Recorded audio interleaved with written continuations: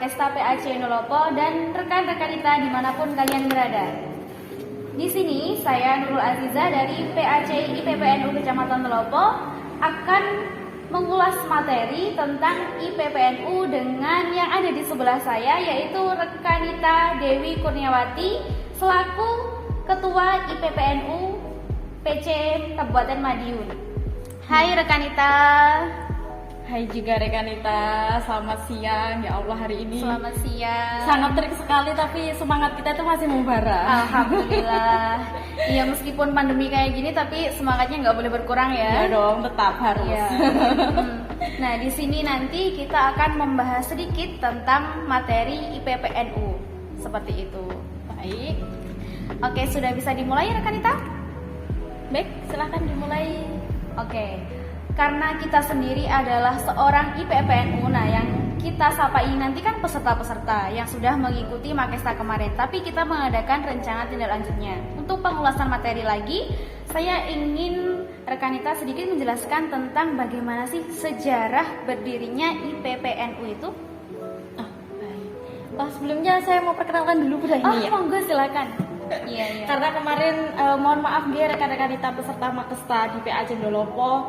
Kemarin saya Dewi Kurniawati, Ketua Pimpinan Cabang Kabupaten Madiun belum bisa menyampaikan materi dan digantikan oleh Rekanita Novia. Dan pada saat itu alhamdulillah kita dari pimpinan cabang itu mendapatkan tugas untuk mewakili pimpinan cabang dalam acara Rakerwil di Bojonegoro, dan belum sampai selesai kita sudah pulang karena kita ingin menghadiri bayatannya dari rekan-rekanita peserta Makesta. Nah, perkenalkan saya Dewi Kurniawati.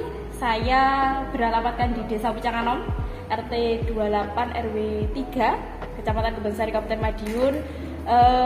Bisa save nomor saya ya, biar nanti kalau rekan-rekanita itu ada Rekanita, saya dari acara di ranting ini, di PAC ini, bisa menghubungi saya untuk Rekanita mohon kehadirannya ya, seperti itu.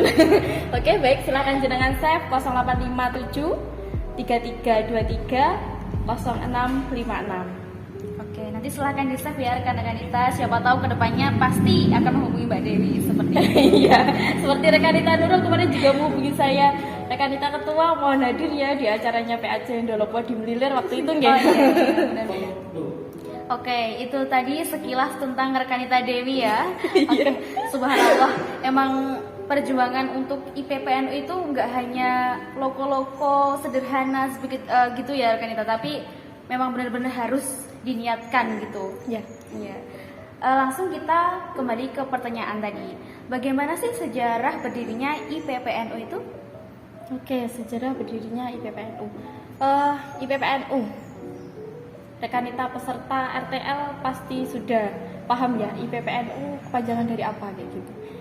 Jangan lupa IPPNU bukan Ikatan Pemuda Putri, tapi Ikatan Pelajar Putri Nahdlatul Ulama.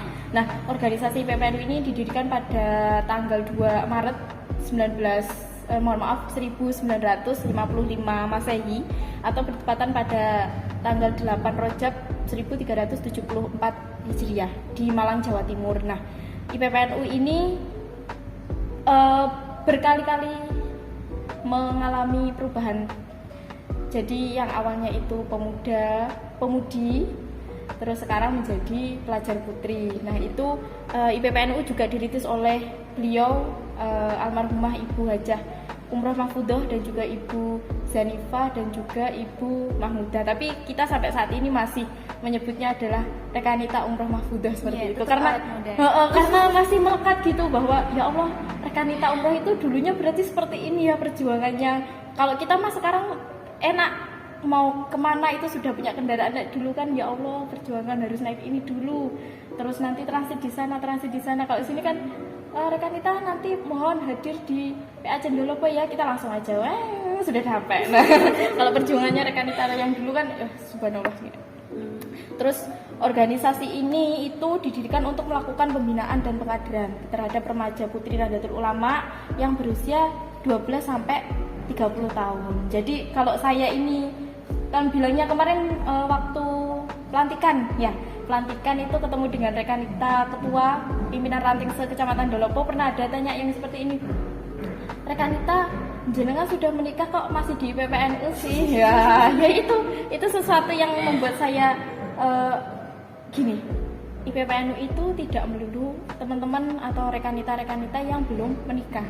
Tapi kita terpaut usia. Jadi walaupun kita sudah menikah dan usia kita masih nuntut untuk di IPPNU, it's okay lah, nggak apa-apa kayak gitu. Karena IPPNU itu enjoy loh. Ya, tidak serta-merta harus harus B, harus belum menikah, harus ini. Cuman untuk menjadi ketua atau kandidat ketua itu ada peraturannya di pedoman dasar dan juga pedoman rumah tangga. Ketika jenengan jadi ketua pimpinan ranting harus berusia berapa, jenengan menjadi ketua pimpinan anak cabang, terus pimpinan cabang sampai ke atas pimpinan wilayah, pimpinan pusat, dan juga di pimpinan cabang istimewa. Jadi tidak serta-merta ketika jenengan itu jadikan ketua gini setelah sidang selesai ternyata umurnya sudah tidak sesuai kayak gitu. Nah itu juga harus menjadi pertimbangan ketika memilih untuk menjadi ketua. Cukup itu saja mungkin rekan kita. Itu tadi juga sejarahnya seperti itu ya rekan-rekan kita, mohon dicermati. Setelah itu saya ingin menanyakan visi dan misi IPPNU itu apa saja? Oke. Berbicara tentang visi. Kemarin ketika saya mengikuti sekolah perencanaan yang dilaksanakan oleh BWI IPPNU Jawa Timur itu ternyata banyak loh rekan-rekan kita yang ketika mencalonkan menjadi ketua itu mengungkapkan visi misinya kayak gitu ya. Ternyata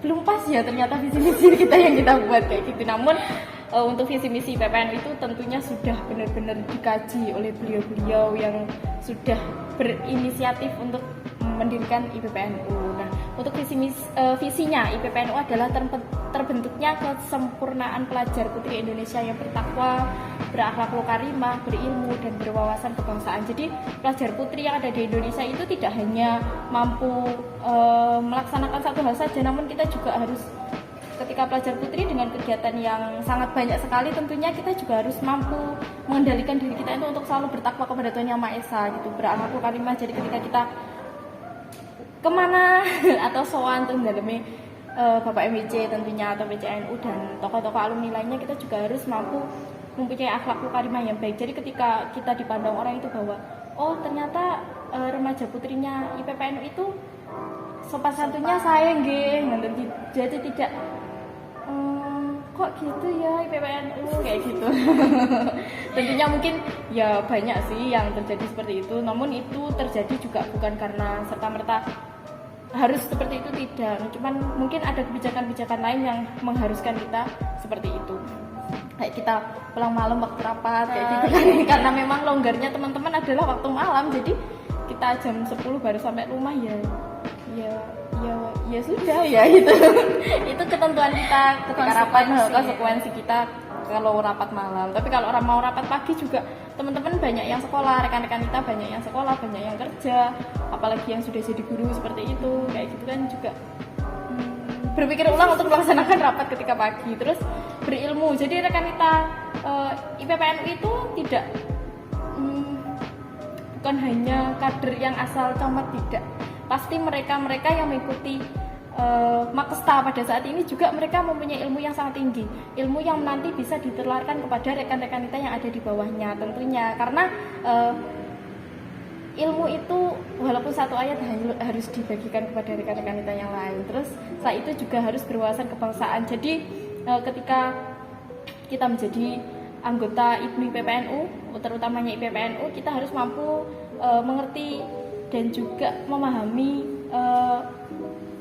seperti apa toh Republik Indonesia itu. Ya, jadi tidak langsung seperti itulah ya maksud saya.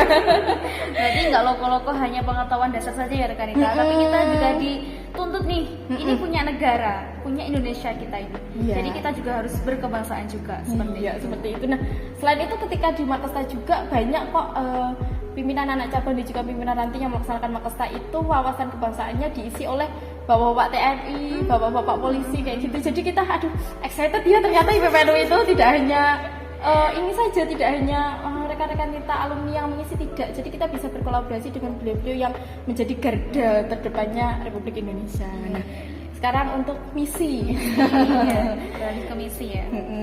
Bukan visi misi foya-foya loh ya. Tapi visi misi IPPNU. Nah, untuk misi IPPNU-nya adalah membangun kader NU yang berkualitas.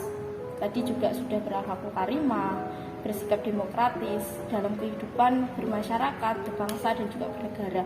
Kenapa toh harus seperti itu? Karena mau tidak mau IPPNUI itu setelah ini adalah menjadi penerus bapak-bapak kita yang ada di sana. Sempat saya itu pernah ditanya loh seperti ini, rekanita jenengan bukan rekanita manggilnya gini, Mbak jenengan ikut IPPNU mau jadi apa sih? Mau jadi bupati? Ya aku bilangnya gitu. Karena apa? Tokoh alumni di Kabupaten Madiun itu alumni IPNU ya, ada yang jadi bupati.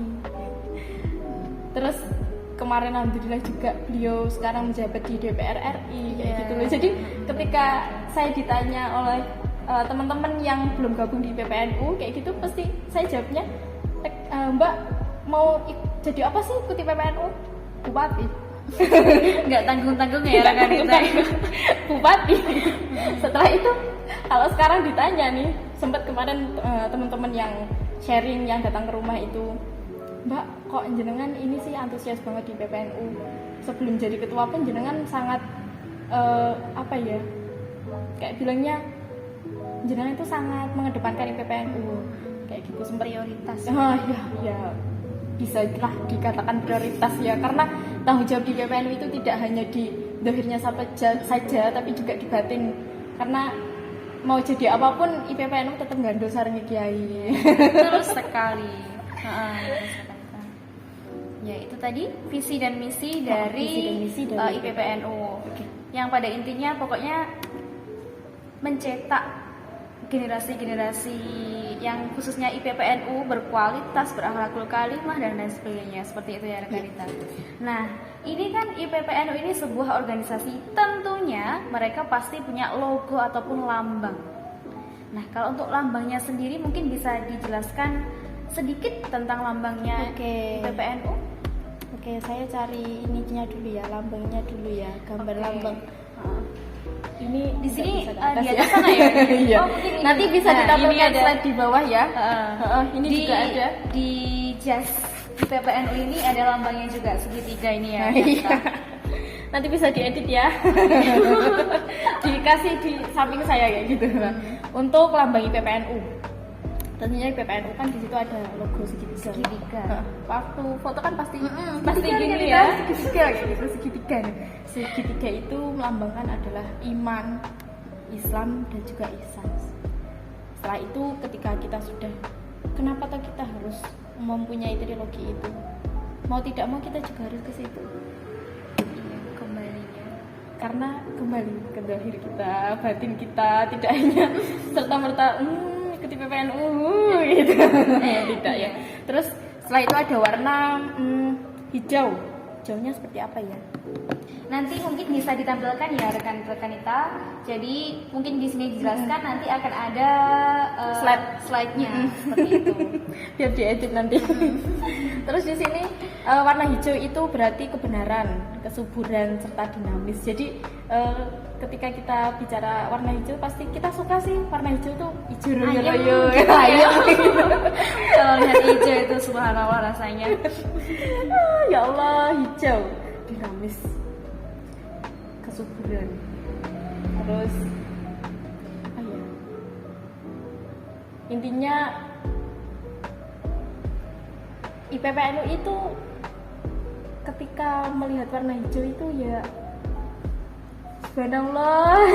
Karena apa? Di situ kita pasti IPPNU pasti menjunjung kebenaran. Tidak mungkin PPNU nanti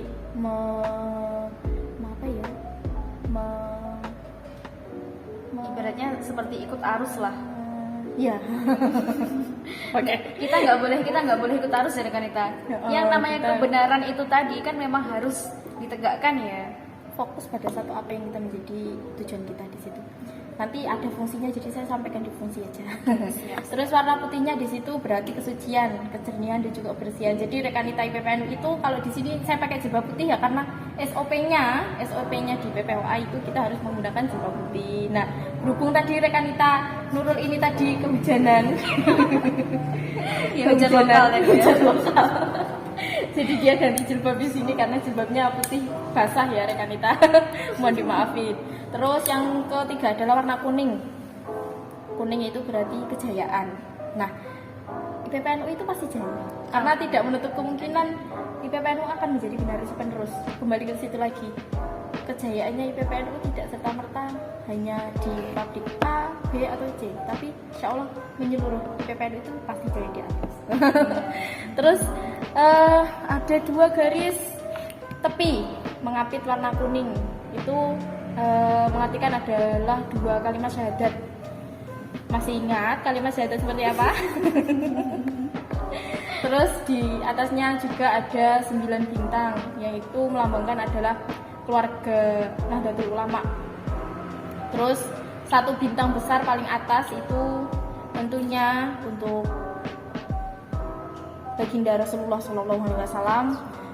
Terus 4 bintang yang berada di sebelah kanan itu berarti sahabat Nabi, ada Abu Bakar, Umar, Utsman, Ali. Terus 4 bintang yang di sebelah kiri adalah 4 mazhab yang kita ikuti, ya, ada Maliki, Hanafi, Syafi'i dan juga Hambali. Terus 2 kitab, iya nanti ditampilkan ya. Saya masih bingung karena harus ditunjukkan ya. Biasanya kan langsung ditunjukkan kayak gitu. 2 kitab itu ada Al-Quran dan Hadis yang tentunya menjadi pedoman kita. Terus 2 bulu bersilang. Ada yang menyampaikan itu adalah 2 sayap. Tapi kalau sesuai PPOA adalah 2 bulu bersilang. Itu artinya remaja putri atau IPPNU kita itu selalu aktif dalam menulis, membaca dan juga tidak serta-merta hanya menulis dan membaca, namun juga untuk menambah wawasan dan juga wacana kita untuk berpikir ke depannya kita harus seperti apa, IPPNU harus bagaimana, seperti itu. Nah, terus ada 2 bunga melati yang harumnya luar biasa pokoknya. Kalau melati itu khas, sangat merekah. Iya. 2 bunga melati yang sempat mengalami beberapa kali perubahan ya. Nah, terus yang ini nanti yang ditampilkan adalah logo yang terakhir yang menjadi logo kita pada saat ini. 2 bunga melati itu adalah melambangkan perempuan yang dengan kebersihan pikiran, terus kesucian hati, memadukan 2 unsur antara ilmu pengetahuan umum dan juga ilmu agama. Jadi IPPNU tidak hanya melulu remaja putri yang berfokus pada satu titik yaitu ilmu agama, tidak, tapi kita juga berfokus pada ilmu pengetahuan umum karena kembali lagi IPPNU setelah ini akan menjadi garda. Iya, penerusnya bapak-bapak, ibu-ibu yang sudah ada di atas nih. Nah, penerusnya kita nih. Jadi mau nggak mau ya kita juga harus menguasai apa ya, ilmu pengetahuan umum dan juga ilmu pengetahuan agama. Terus 5 titik di antara tulisan IPPNU ada titik-titiknya, I titik P titik IPPN P titik M titik U titik. Nah, itu rukun Islam. Ayo Rekanita yang sudah lupa rukun Islam siapa ini? Nanti saya jadi guru TK di sini nanti. Ya, kebetulan sekali ya. Oke, jadi itu makna lambang IPPNU. Mungkin nanti ketika Rekanita banyak yang lupa bisa dibuka modul makestanya ya yang sudah dibuat oleh rekan-rekanita pimpinan anak cabang IPPNU Kecamatan Dolopo. Di situ banyak sekali materi, bisa dikaji ulang juga di rumah selain mendengarkan saya mengoceh ini ya. Oke, monggo dilanjut Rekanita. Jadi kalau diambil kesimpulan visi misinya tadi, terus kemudian terbentuknya juga sebuah logo itu tadi ya Rekanita. Sampai terlihat ya. Oke. Nah, kalau dilihat dari tujuannya visi misinya tadi, tentunya kan dituntut juga untuk berperan. Nah, kalau hubungannya IPPNU dengan BANOM atau Badan Otonom itu apa saja Rekanita? Hubungan kita dengan BANOM Nahdlatul Ulama. Iya. Sebenarnya secara kelembagaan kita itu IPPNU tentunya memiliki kedudukan yang sama. Jadi antara IPPNU, IPNU, Fatayat, Ansor, terus Muslimat itu mempunyai kedudukan yang sama. Namun ketika kedudukan yang sama itu jangan disalahartikan kita mempunyai kebijakan yang sama, tidak. Kita harus melaksanakan kebijakan Nahdlatul Ulama. Selain itu kita juga harus mampu memisahkan peta garapnya kita itu di mana. Jadi peta garapnya IPPNU adalah usia 13 sampai dengan 30 dan peta garapnya Fatayat berapa sampai berapa. Itu kita harus mampu membedakan itu, karena ketika nanti kita sama-sama di Banom Nahdlatul Ulama dan tidak ada yang membedakan pada peta garapnya, otomatis ya kita akan rebutan kayak gitu loh. Namun alhamdulillah pada saat ini Mbak-mbak Fatayat itu sangat baik dengan kita ya. Jadi teman-teman yang sempat masuk di Fatayat yang usianya masih di usia pelajar IPPNU itu diarahkan sama mbak-mbak Fatayatnya. Jadi Mbak sampean ikut IPPNU dulu ya. Dan itu terjadi loh di PA Aceh Gemarang. Jadi kalau Rekanita kenal dengan Rekanita Intan, ketua PA Aceh Gemarang, dia itu sebenarnya adalah kader yang apa ya istilahnya, digeret. Jadi dia diajak ke Fatayat, tapi setelah di Fatayat saya ketemu dengan PAC Fatayatnya, ketuanya Mbak Ulfa itu, saya menyampaikan, Mbak ayo toh Gemarang itu diajak berkembang lagi seperti dulu kayak gitu. Nah waktu ada seleksi masuk di Fatayat itu, nah ada Rekanita Intan, Rekanita Lutfi, terus Rekanita Binti. Nah itu semua masuk di Fatayat, tapi sama Mbak Ulfa tadi itu Mbak ikuti PPNU dulu. Nah akhirnya alhamdulillah sekarang sudah ada di PAC Gemarang adalah PAC IPPNU seperti itu. Oke, itu tadi kan dengan Banom ya, hubungannya dengan Banom. Kalau IPPNU dengan organisasi pelajar lain, hubungannya apa Rekanita? Kalau saya boleh tahu. Oke, IPPNU dengan organisasi pelajar lainnya, tentunya pasti jenengan akan berasumsi bahwa OSIS. Nah betul sekali, karena masih ranah pelajar ya kalau di taraf SMP, SMA seperti itu. Terus OSIS, terus mbak-mbak santri yang ada di pondok pesantren kayak gitu. Sebenarnya kita IPPNU itu menjalin kerjasama. Jadi pasti kita kan di IPPNU punya tujuan, target kita, pencapaian target kita nanti akan seperti apa, kita mau siapa yang masuk di IPPNU. Jadi yang di IPPNU tidak hanya teman-teman yang punya nasab dari Pak NU ke Bu Muslimat terus ada di IPPNU, tidak. Jadi banyak kan teman-teman rekan-rekan kita dari PA Cendolopo ini yang ngapunten mungkin bapak ibunya tidak bernasab Nahdlatul Ulama, namun di situ rekan-rekan kita ini berhijrah, mengikuti kegiatan IPPNU, akhirnya dia hikmah di Nahdlatul Ulama. Nah itu sebenarnya juga menjadi bidang garap kami ya, karena kayak OSIS kayak gitu, sebenarnya kita saling bekerja sama. Kayak kita tidak pernah kok menggeser yang namanya OSIS kayak gitu. Cuman kita kerjasama. Jadi kayak dulu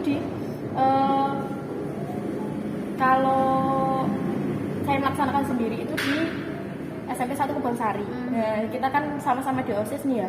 Terus kebetulan guru PAI kita, Bapak Umar Sanusi itu beliau adalah Ketua Ranting NU Desa Pujanganom. Nah, SMP-nya juga ada di Pujanganom. Kebetulan yang menjadi divisi keagamaan itu adalah teman-teman yang dari Desa Pujanganom. Jadi dari situ kita sempat mau buat PK IPNU IPPNU SMP Kebonsari. Cuman karena mungkin bidang garapnya adalah sekolah negeri, jadi masih sulit. Akhirnya kita teman-teman yang ada di PK yang ada di Ranting itu tadi kerjasama dengan OSIS. Jadi kalau kita mau ada kegiatan apa kayak gitu, pimpinan Ranting kerjasama dengan SMP. Jadi pesertanya tuh banyak. Kemarin waktu mengadakan lomba DIY kita juga kerjasama dengan SMP. Jadi pesertanya itu ada yang dari SMP, ada yang dari MTS kayak gitu. Karena ya walaupun pimpinan Ranting, kita bidang garap kita masih banyak kok kayak gitu loh.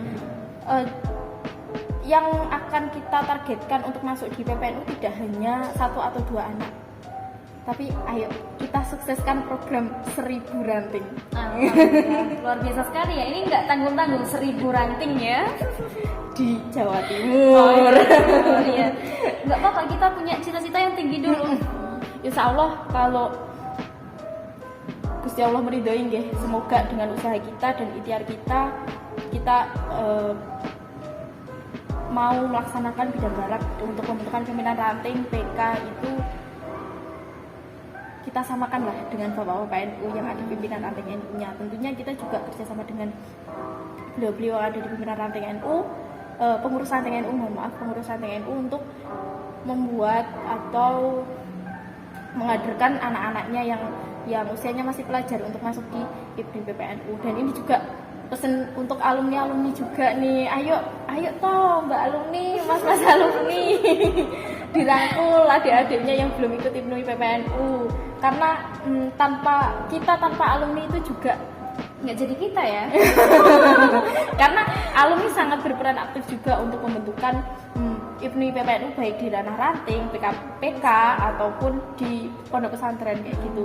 Kayak ini alhamdulillah di pondok pesantren Al-Islah Tambak Mas Kebonsari itu juga beliau Gus Yasin kemarin sempat berpesan, Mbak Dewi, karena di sana panggilnya Mbak ya, nggak menggunakan rekanita, jadi saya sampaikan Mbak Dewi, ayo ini dibuat PK-nya Ponpes Al-Islah kayak gitu. Dulu sempat ada tapi saat ini sudah vakum, jadi beliau Gus Yasin menyampaikan ayo dibuat lagi Mbak kayak gitu. Ya saya tuh subhanallah. Karena mau tidak mau kita juga harus kembali ke pesantren. Betul. Pesannya PCNU juga, ayo Mbak ngaji lagi seperti dulu lagi, ayo kita kembangkan seperti dulu lagi, seperti itu. Ya, itu tadi hubungannya IPPNU dengan organisasi lain, bukan menggeser atau mengambil alih ya, tapi kita malah bekerja sama seperti itu. Intinya merangkul lah pelajar santri putri itu baik di ranah siswa, mahasiswa ataupun mbak-mbak santri itu, ayo dari IPPNU yuk kayak gitu. Jadi kita kerjasama dengan program-program yang sudah terrealisasi atau belum terrealisasi, itu mesti nanti kita akan saling merangkul biar suksesnya IPPNU di Kabupaten Madiun itu seperti apa. Berarti nggak peduli jenjangnya itu apa, asalkan usia iya. itu masih memenuhi kriteria, kita bisa rangkul ya rekanita seperti itu. Oke, itu tadi sekilas tentang IPPNU. Sekarang saya mau tanya satu pertanyaan saja, mungkin pesannya dari rekanita Dewi dari PC Kabupaten Madiun, PC IPPNU lebih tepatnya. Itu apa sih yang mau dipesankan atau yang ditekankan dari PC IPPNU untuk rekan-rekanita? Oke. Kalau bicara tentang PC IPPNU berarti saya sapanya rekanita ya ini. Iya, kan khusus ya. Iya, untuk rekanita yang ada di pimpinan anak cabang, pimpinan ranting, ataupun nanti setelah ini mau buat pimpinan anak ranting, saya tekankan adalah satu, administrasi. Nah, penting sekali. Karena gini, Kabupaten Madiun itu pasti selalu ditanya seperti ini. Rekanita Kabupaten Madiun pada saat ini sudah mempunyai beberapa kader. Kemarin waktu progress report di Rakerwil PW saya juga menyampaikan ada 725, kalau nggak salah 725 kader IPPNU di Kabupaten Madiun. Nah itu yang baru masuk di database. Ingat-ingat, baru masuk di database. Itu belum rekanita yang belum masuk di database. Nah itu ayo kita genjot biar ketika kita ditanya rekanita ada berapa sih kader IPPNU di Kabupaten Madiun, kalau saya jawabnya banyak itu juga harus macam-macam macam-macam persepsi, banyak dalam artian hanya satu lingkup pengurus atau banyak dalam artian satu lingkup kabupaten kayak gitu. Nah makanya ketika saya menekankan benar-benar administrasinya IPPNU, ayo toh kita garap benar-benar kita kedepankan administrasi, karena satu, ketika kita ditanya itu tidak hanya loko-loko jawabnya banyak, tapi kita punya data yang real, kita punya bukti ya? Bukti, sesuatu yang bisa dibuktikan baik kepada PCNU, majelis alumni ataupun BANU lainnya bahwa IPPN itu ada. IPPN itu mempunyai kader sekian banyaknya kayak gitu. Nah setelah itu juga administrasi itu sangat kami tekankan karena satu, jenengan ketika ada di PPNU tidak loko-loko nderek IPPNU mboten. Jenengan ada namanya pedoman dasar dan juga pedoman rumah tangga. Untuk administrasi ada PPOA, untuk kaderisasi juga ada pedoman kaderisasi, ada jukleknya kaderisasi. Jadi dari situ ketika jenengan tidak mengetahui administrasi, otomatis jenengan ketika nanti bertemu dengan pimpinan ranting yang ada di cabang, entah itu kegiatan sapa, terus kegiatan rakor atau kegiatan yang sifatnya mengundang pimpinan anak cabang dan juga pimpinan ranting, jenengan akan loh kok kayak wis iso nggih surat kae ya. Kok kayak wis nggarapnya ini ya Mbak ya, kayak gitu. Pasti seperti itu karena saya juga dulu seperti itu.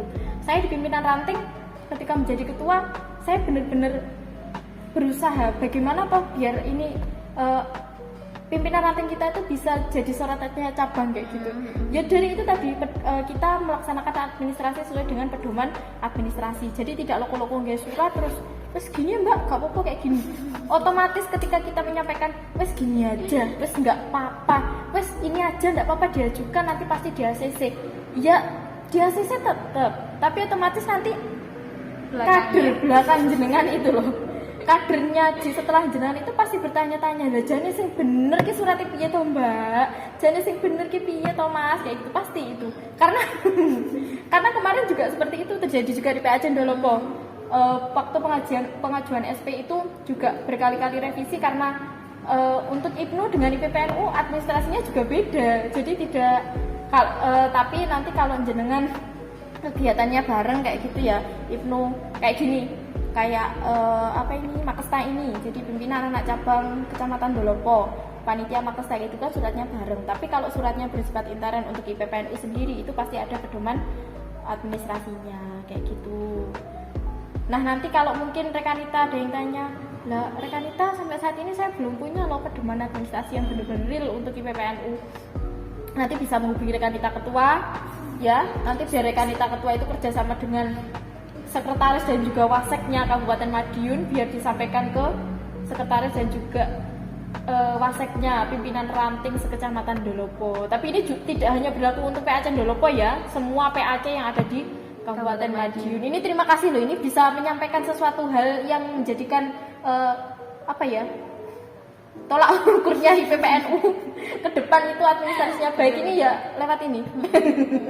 Jangan lupa dicatat, ditekankan pada administrasinya. Jadi jangan loko-loko buat surat jadi itu enggak. Tapi kita sesuai dengan aturan ya. Ya seperti itu. Nah, itu tadi sekilas tentang IPPNU dan juga pesannya dari Ketua PC IPPNU Kabupaten Madiun seperti itu. Nah, alhamdulillah mungkin podcast kali ini namanya podcast ya sekarang. Podcast kali ini mungkin cukup sampai situ. Apabila dari awal sampai akhir kita kedapatan salah-salah kata atau kekurangan, kalau ada kekurangan itu murni dari kita, kalau ada yang kelebihan ataupun baiknya itu murni dari Allah Subhanahu wa taala. Ini rekanita saya mau promosi lagi satu. Ini gini, jadi di pimpinan cabang IPPNU Kabupaten Madiun itu ada namanya lembaga konseling pelajar putri. Nah kita di situ ada yang namanya kegiatan numpang nampang konseling ya, numpang nampang konseling di mana itu adalah wadah pelajar putri Kabupaten Madiun untuk sharing-sharing ria tentang pelajar, bagaimana nanti kedepannya kita harus seperti apa, kita kerjasama dengan siapa seperti itu. Nah itu nanti setiap 1 bulan sekali ada programnya. Jadi nanti jangan lupa rekanita ini ikut ya, ikut kegiatan ini nanti dikoordinatori oleh ketua LKP itu juga dari PAC Dolopo. Rekanita Khairunisa yang mungkin besok juga akan mengisi materi juga ya. Akan mengisi materi.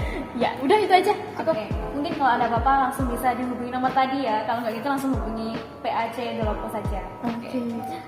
Sekian dari saya dan juga dari Mbak Dewi Kurniawati, rekanita ya, rekanita Dewi Kurniawati.